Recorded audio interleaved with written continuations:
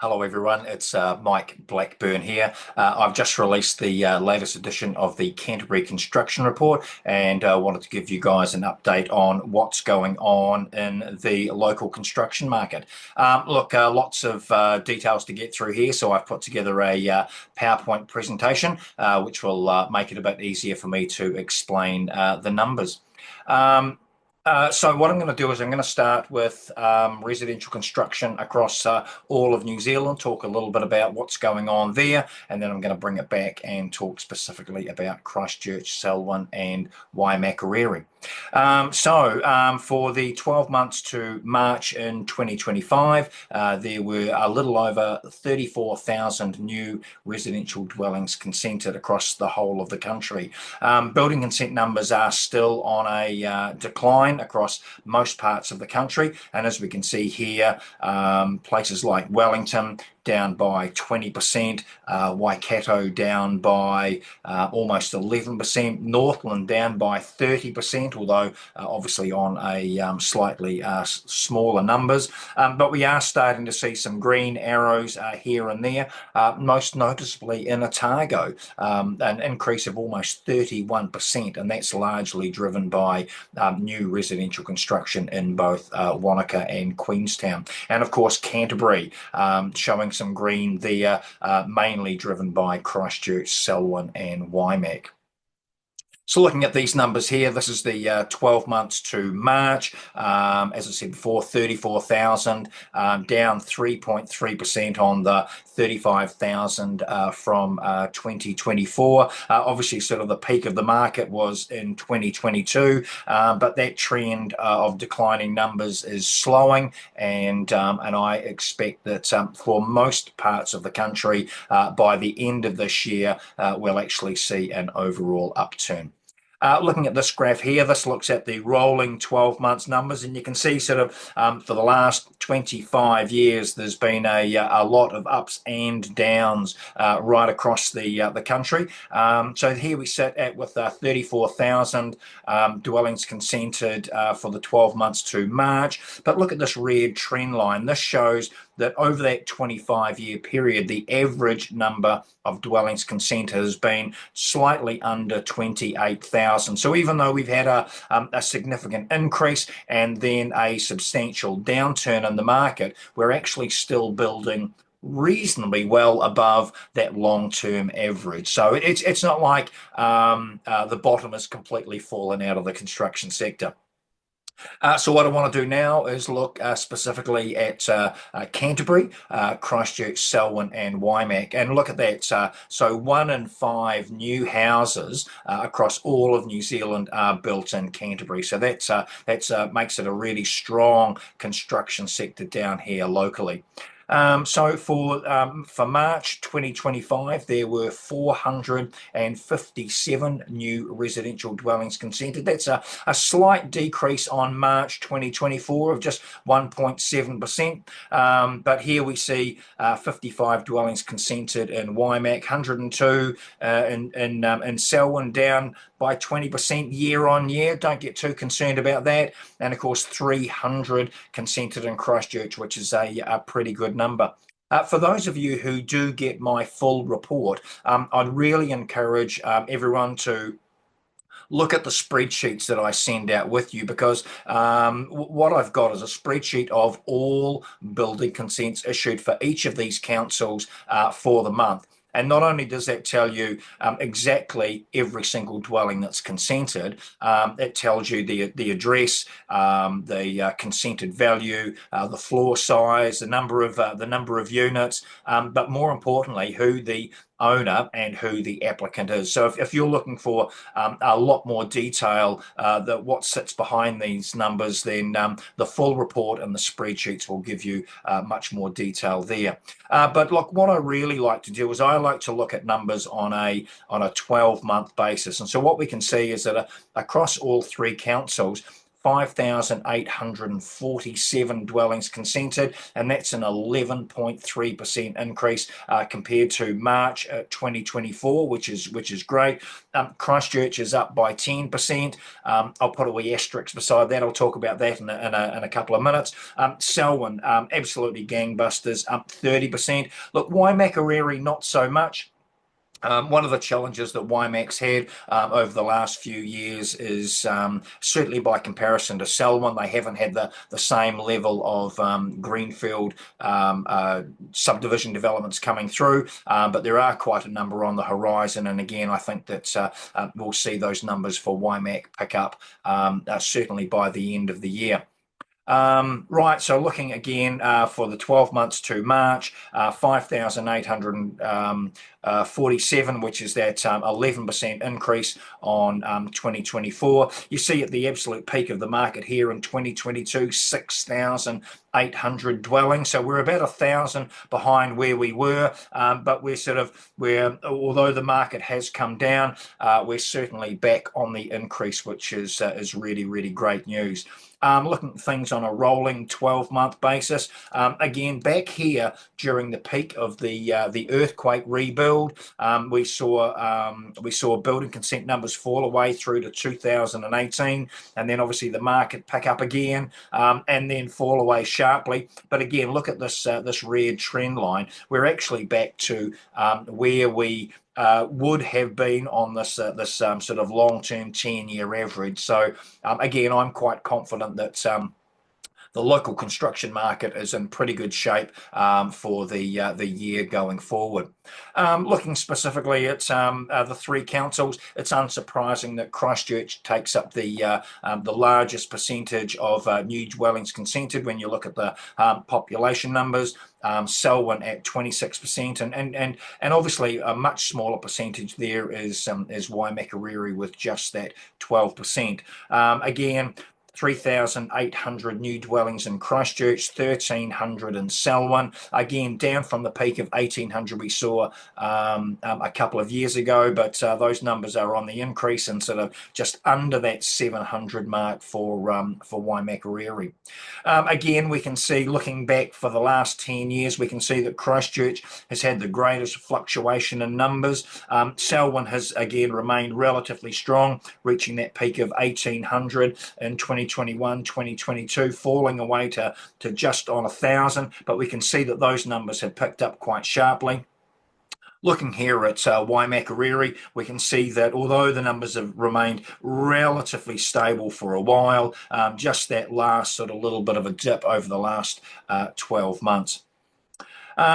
What I want to do now is I want to look just specifically at Christchurch, and I want to talk about multi-unit construction. Look, this is a fabulous photograph looking at the suburb of Waltham, towards the Port Hills there. And Waltham, certainly over the last 3 or 4 years, has been a really, really popular place for multi-unit construction. And if you look in detail at this photograph, probably every second residential site in that suburb has had the old crappy houses on slightly larger sections knocked down, and we're seeing blocks of 2-story terraced houses, townhouses, and blocks of units sort of being built all over the place.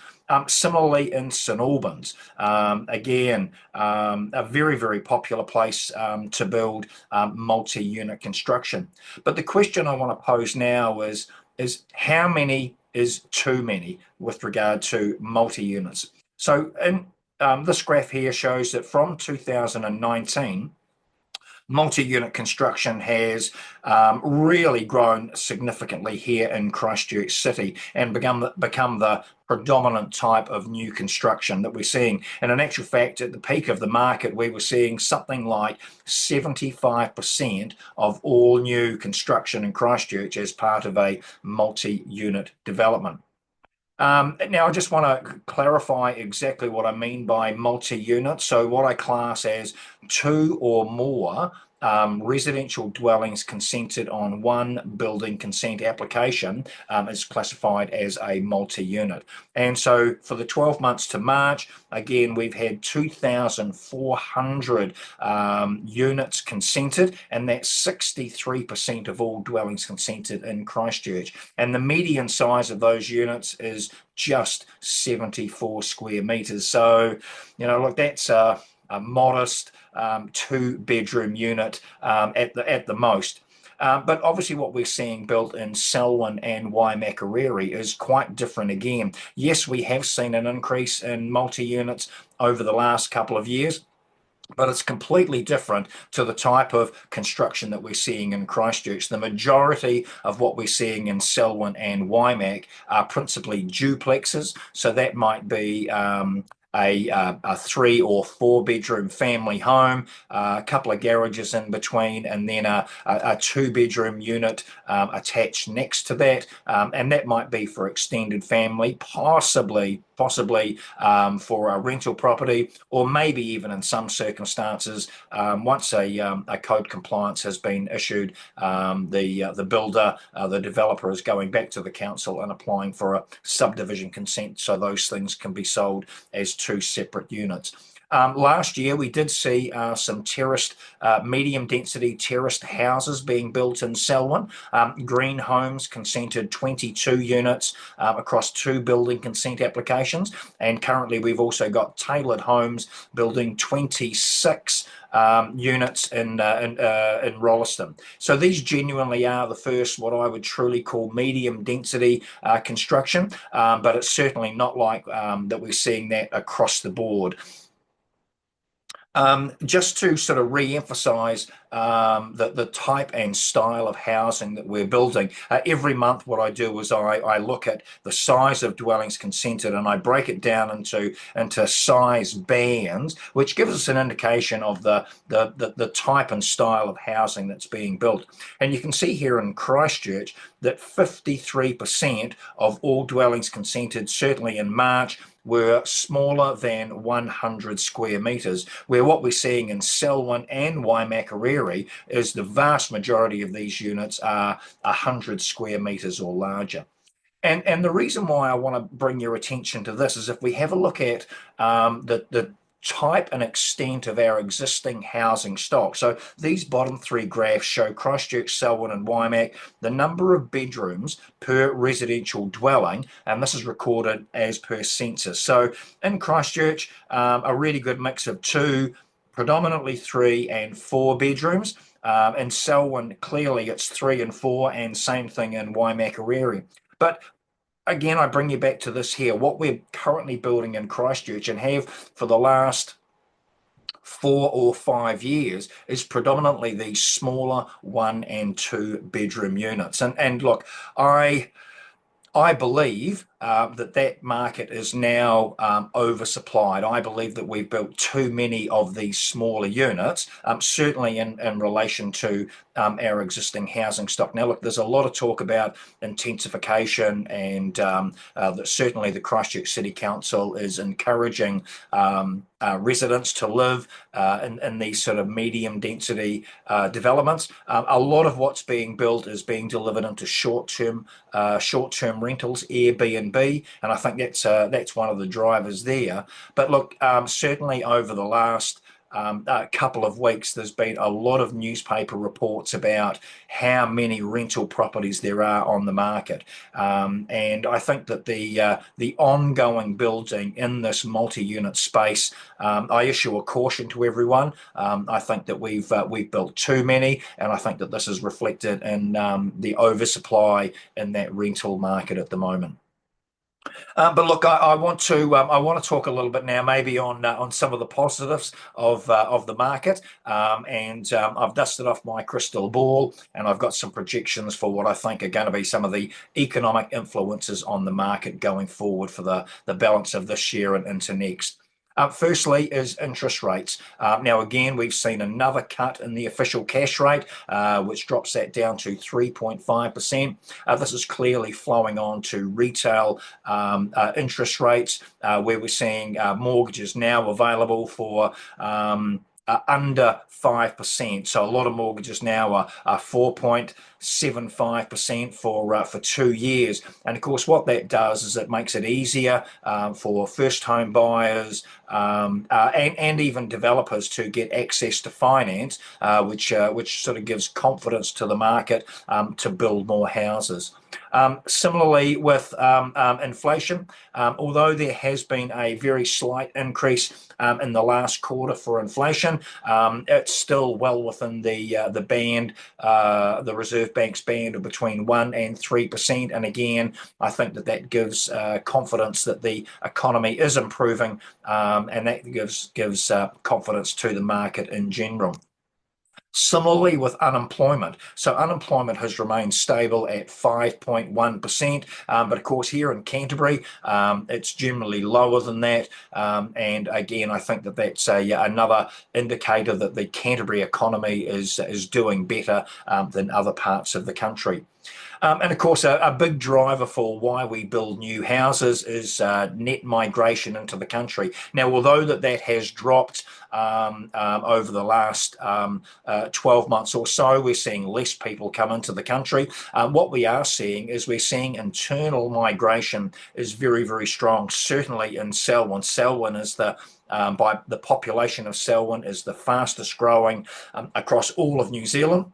There's a lot of people in other parts of the country who see property values very, very attractive here. And we're seeing a lot of people move from other parts of the country, Auckland and other parts of the North Island, to take advantage of things down here in Canterbury. Similarly, with the increase in dwellings consented again. So for the last 12 months, we've seen that an 11% increase. And again, I expect that we'll continue to see strong growth in residential construction in Christchurch, Selwyn and Waimakariri over the next 12 months. Look, I think that land development for greenfield subdivision is a key part of what's driving growth here in Canterbury. The new fast track legislation has seen a lot of new greenfield subdivisions forecast here locally, and I think that's going to give really good confidence to the market going forward that there is a good forward supply of land.